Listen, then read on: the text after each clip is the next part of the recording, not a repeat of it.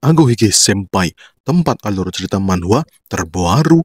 Apa kabar bos? Semoga sehat selalu. Amin. Pada video ini saya akan membawakan alur cerita manhwa selanjutnya dari bocil terkuat di bumi. Yang mana si Mujin sudah menang melawan Mugung. Dan oke ya bos, kita langsung aja ke alur ceritanya si Mujin, murid Shaolin Taishin. Capcus. Dan oke dah, kita penjelasan dulu ya bos. Ini adalah teknik pukulan besi yang turun-temurun diwariskan oleh Biksu Shaolin Taishin.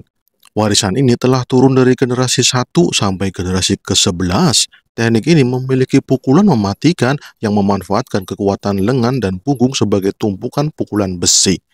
Teknik ini membutuhkan kuda-kuda yang sangat kuat sehingga dapat menghasilkan pukulan terbaik dan juga kecepatan pukulan yang dapat mengenai musuh dengan cepat. Dan si Mugung adalah murid yang sudah 1 tahun berlatih dengan keras untuk menguasai pukulan besi. Ia berlatih setiap hari untuk mengasah pukulannya itu.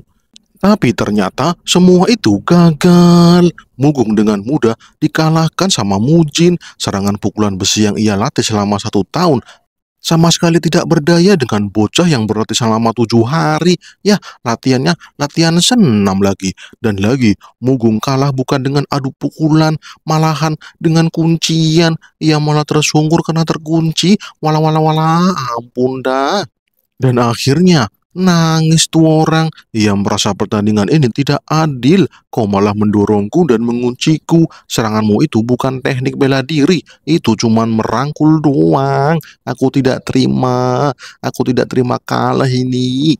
Aku tidak mau kalah. Aku ingin bertanding lagi denganmu. Wah, wah, wah, wah. Wanjir dah, teriak-teriak sambil nangis. Dasar tulul, tulul.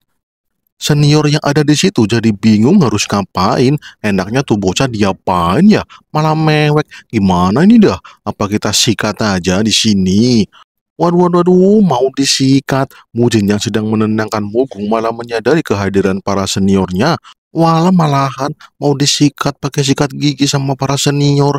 Kau akan menerima pelajaran berharga dari kami, Mujin.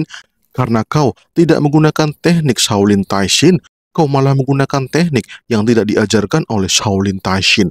Kau harus menerima akibatnya. Wanjera malahan marah-marah. Waduh, waduh, gara-gara itu doang malah marah-marah. Berdiri kau Mujin, kau telah menghina Shaolin Taishin. Karena kau berduel tidak menggunakan pukulan besi. Jadi berdirilah, akan aku tunjukkan kepadamu teknik pukulan besi Shaolin Taishin. Ini pertarungan, ini duel, bukan adu jotos. Ini pertarungan yang adil senior. Hanya karena aku tidak memukul, bukan berarti aku melanggar aturan Shaolin. Kau ini gimana sih senior? Aku bahkan mengobati dislokasi yang dialami sama Mugung. Dia sudah baik-baik sekarang, cuma nangis doang karena kalah. Bangke bener, para senior merasa kesal dengan alasan dari Mujin.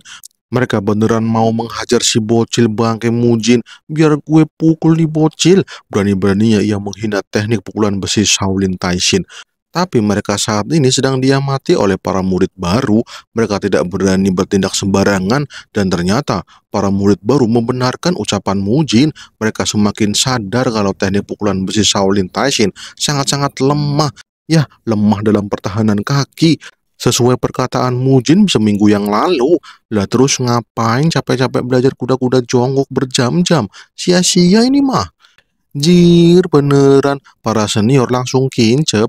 Mereka sebenarnya merasakan hal sama yang dikatakan oleh para murid baru. Mereka sudah bertahun-tahun menjaga posisi itu. Dan ternyata kalah dengan mudah cuma diseruduk doang. Malahan ambruk dada. Tapi ternyata Guru Yejung malah tersenyum. Malah para senior kaget. Waduh dah, malahan senyum di situasi seperti ini. Apa maksudnya ini Guru Yejung? Apa yang dipikirkan oleh Guru Yejung? Kemudian Guru Yejung mengatakan, Mujin, kesinilah. Lah, Mujin kaget. Ia pun berjalan menghadap ke Guru Yejun. Apakah benar kau menggunakan teknik pukulan besi di bahumu dan mendorong jatuh si Mugung? Iya, Guru Ye, aku menitik beratkan pukulanku di bahu sehingga Mugung terdorong dan jatuh. Kalau begitu, kau adalah murid Shaolin Taishin yang sangat jenius. Kaulah pemenangnya, Mujin. Wanjir dah, para senior kaget. Si Mujin menggunakan teknik pukulan busi dengan bahunya. Apa-apaan guru Yejun? Ini impossible. Murid baru juga kaget, ada ya teknik pukulan besi menggunakan bahu. Mujin sih bodo amat, mau dinamain apa ya, yang penting ia menang lah. Mendengar Mujin diberi kemenangan, Mugung tambah sedih. Iya mau gimana lagi ya, cuk, malah kalah dirangkul-rangkul. Ya mau tidak mau ia harus mengakui kekalahannya. Ampun dah, KO sudah ini karir murim si Mugung. Dan oke, Shin pun dipercepat. Beberapa jam kemudian, saat ini Guru Hyejung akan mengajarkan teknik pukulan besi yang sebenarnya. Ia menyuruh para senior untuk mengangkat batu besar yang telah disiapkan. Dan oke, diangkatlah batunya itu sama para senior gitu ya. Dan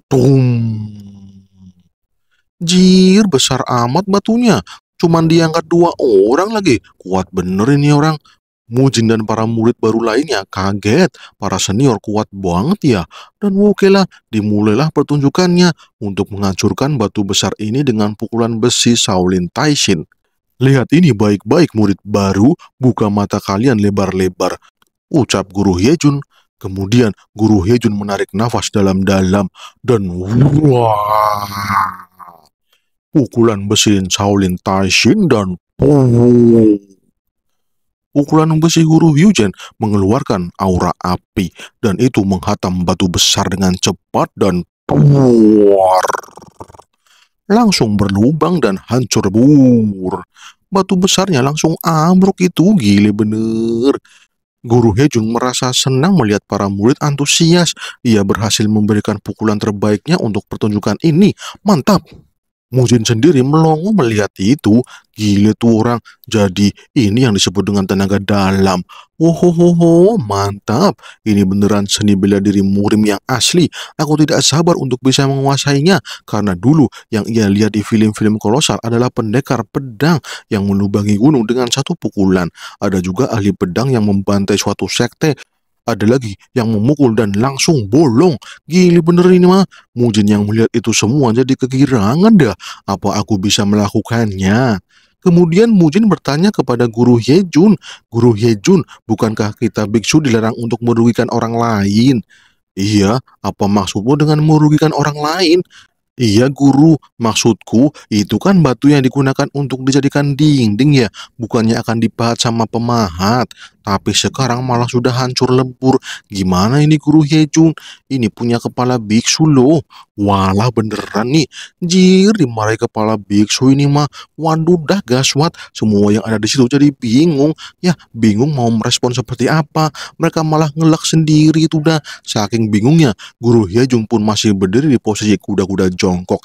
Ia juga ngelak. Jir, bikin kacau lagi dah ente Mujin. Bener-bener merusak suasana. Dan oke, Shin pun berpindah. Ini adalah kepala biksu Yun Sun. Ia adalah kepala biksu bagian edukasi. Ya, bisa kita katakan dia adalah kepala sekolah di Akademi Shaolin Taishin. Ia sedang berdiskusi sama Guru Hyejung mengenai si bocil kematian yang bernama Mujin. Guru Hyejun menjelaskan kalau bocil itu sangat unik sekali, pemikirannya berbeda dengan yang lain. Bahkan, ia memiliki tekniknya sendiri ketika ia sedang diajari seni bela diri. Guru Hyejung takut akan hal tersebut karena dunia murim itu keras bos. Jika bertindak arogan seperti itu, maka Mujin akan dengan mudah tereliminasi. Katakan saja sejujurnya, Hyejung, sebenarnya apa yang kau khawatirkan? Jarang-jarang kau berkonsultasi seperti ini tentang muridmu, apalagi mengkhawatirkannya. Sebagai guru, aku mengerti perasaanmu, Guru Hyejung. Wala, maafkan aku Guru Hyesung, hati ini belum bersih untuk menaruh curiga. Aku khawatir jika Mujin adalah penyusup atau mata-mata dari sekte demon. Mereka itu sangat tidak ngotak orangnya. Aku berpikir kalau Mujin dikirim ke sini untuk para penyembah berhala itu. Ya, begitulah pikiranku saat ini Guru Hyung Sung. Jir, bocil Mujin yang seorang trainer hidup sehat dengan bodybuilding malah dituduh mata-mata. Ampun dada. Tapi biksu kepala Hyun Sun mengatakan untuk tidak gegabah menilai orang. Yah, itu penilaian yang terlalu cepat. Hanya karena dirinya berbeda dengan yang lain, dia malah dicap yang tidak-tidak. Sebaiknya cari dulu fakta-faktanya, Guru Yejung. Baru setelah itu disimpulkan. Kalau cuma sebatas mengalahkan Mugung dengan kuncian, itu sih anak 5 tahun juga bisa. Aku malah berpikir jika anak itu memiliki keluarga yang hebat sebelum ia masuk ke Shaolin Taishin, aku merasa keluarganya telah mengajarkan dasar-dasar dari seni bela diri. Wah, bener juga ya, Guru Yejung menyadari itu. Ya, dengan teknik tegel dan juga teknik kuncian yang mematahkan tangan. Mungkin Mujin mempelajari itu semua dari keluarganya sendiri. Wah, wah, wah, itu masuk akal juga, Guru Hyungsung. Tapi dari keluarga siapa ya? Sayang sekali kita memiliki kelemahan dalam informasi keluarga. Semua anak yang ada di Shaolin Taishin rata-rata adalah yatim piatu. Jadi di antara guru-guru itu tidak ada yang tahu latar belakang dari murid-muridnya. Waduh, waduh, gimana sih malah nggak ada pencatatan? Ya, kalau begitu, Guru Yejung, aku akan memerintahkan muridku untuk melatih anak-anak baru itu. Biarkan dia yang mengurusnya. Aku akan memberikan Bung Gang, seorang murid Shaolin yang sudah 5 tahun di sini. Biarkan dia ikut sebagai instruktur. Siap. Terima kasih atas pengertiannya, Biksu Kepala Hyungsun. Aku berterima kasih kepada Anda. Dan Wokeda Shin pun berpindah. Saat ini pelatihan telah selesai. Para murid Shaolin Taishin kembali ke kamarnya masing-masing.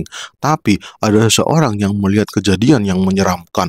Woi, cepat, cepat, cepat. Jangan lewat sini. Kita harus memutar. Waduh, waduh, cepat, cuk. Ada apa, bro? Kenapa kau panik kayak gitu? Itu, lihat, itu, tuh. Aku tidak mau berurusan dengan orang itu. Dan ternyata ada seorang siswa Shaolin yang masih dalam posisi squat. Ia menahan dirinya sampai malam. Gila nih orang. Dan terlihat orang itu mengeluarkan aura dari dalam tubuhnya. Wah, wah, wah, siapa orang itu? Bukannya itu si Bob Gang? Iya, itu adalah Bob Gang. Dia sudah 5 tahun belajar di Shaolin Taishin. Dan sekarang ia diangkat menjadi murid pertama Biksu Hyung Sung. Dia itu sudah menguasai teknik pukulan besi Shaolin Taishin. Bahkan para senior di sini memberinya julukan Mad Dog. Ya, sang penghancur. Soalnya ia suka sekali menghancurkan benda keras. Wadidaw, gile tuh orang. Aku dengar Bob Gang besok akan ditugaskan untuk menjadi instruktur bagi para murid-murid baru. Aku jadi kasihan sama murid-murid baru tahun ini. Tapi kalau dia menjadi instruktur murid-murid baru, berarti dia bareng kita, cuk. Waduh, waduh, gaswat. Malahan sama kita.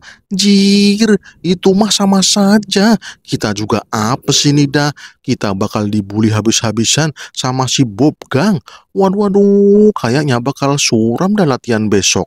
Tenang saja, bro. Senior Bob Gang itu bukan tipe petarung yang suka ngebully. Ia itu orang yang baik, suka belajar, latihan keras setiap hari. Bahkan sampai kakinya bengkak, ia pun tetap latihan. Orang itu cuman maniak seni bela diri. Jadi, aku rasa dia tidak akan membuli kita semua. Dan itu dia ya si Bob Gang yang sudah selesai dengan latihannya. Ia sudah 12 jam berlatih menguatkan pukulan besi Shaolin Taishin miliknya. Dan ia merasa puas dengan itu. Mantap. Dan Wokeda Shin pun berpindah keesokan harinya. Para senior di situ mulai panik. Mereka ketakutan melihat sosok sangar datang ke tempat latihan mereka. Dan sosok itu adalah si Bob Gang, murid paling overpower yang ada di Shaolin Taishin. Mujin dan temannya biasa-biasa saja sih melihat instruktur baru itu. Cuman gede doang badannya. Apa istimewanya? Halo semuanya. Mulai hari ini saya akan ikut latihan sama kalian. Mohon kerjasamanya adik-adik sekalian. Wah, Mujin melihat postur dari si Bob Gang jadi terkejut. Ia memiliki tubuh besar namun atletik. Latihan macam apa yang ia lakukan? Sedangkan para senior malah pada panik sendiri itu dah. Mereka ketakutan akan dibantai sama si Bob Gang. Neraka macam apa yang bakal mereka terima? Jir, persiapan ini mah bakal pegel-pegel semuanya ini, cuk. Tapi murid-murid baru malah bertanya-tanya, siapa sebenarnya orang itu? Dan sebenarnya seberbahaya apa instruktur Bob Gang ini? Apa ia monster?